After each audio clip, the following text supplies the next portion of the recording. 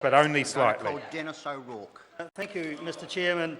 I first wanted to acknowledge Mr Seymour's contribution to this debate today, and in fact I'm glad to see him here because he adds so much value to New Zealand First's case in this debate.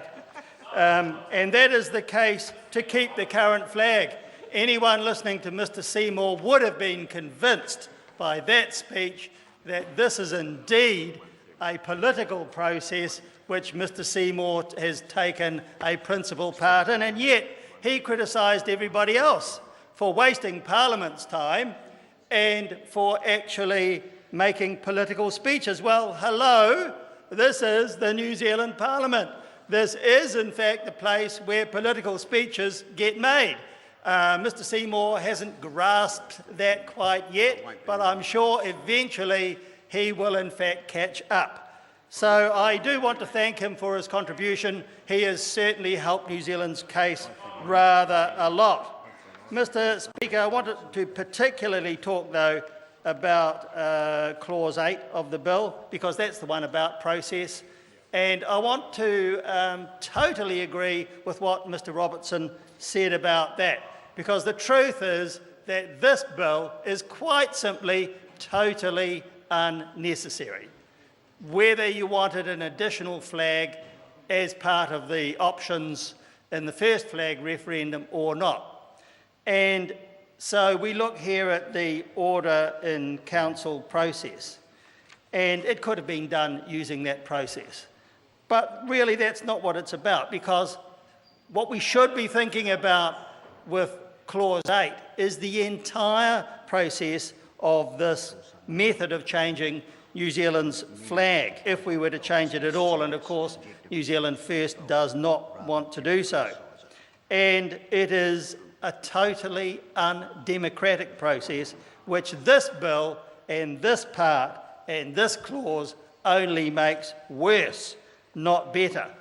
It's heaped farce upon farce, bad process upon bad process. It's an undemocratic way of going about it, and it amends a principal act, after all, which is only a few weeks old.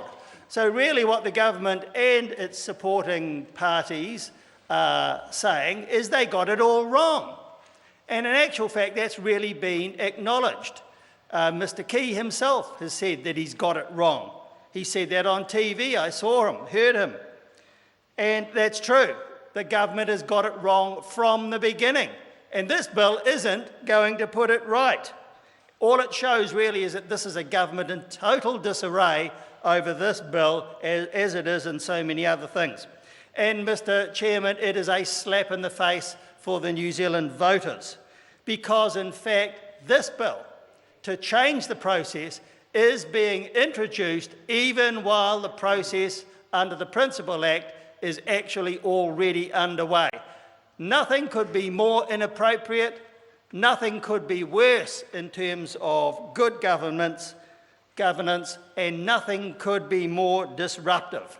So this government is and its supporting lapdog parties is showing just how bad their standards are in terms of governance for New Zealand with this particular piece of legislation.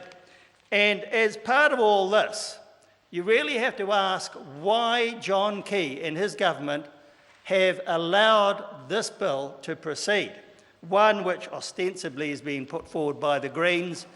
Well, actually, I suppose it's actually been put forward by the Greens, but really for the purposes of supporting the government and not really for any genuine motive in terms of an improvement of the flag referendums process. So why has Mr Key and his government done that? The answer to that is perfectly obvious. They know, the government knows, that it is in deep, deep trouble over its attempts to change the New Zealand flag. It's admitted it. I can see Nick Smith sitting there smiling because he knows that that's true. The government couldn't be in worse trouble over this process. It is a failed process by a failed government. And Mr Speaker, this particular clause demonstrates that even more. A failed process, and the government, the people have had David enough. Seymour,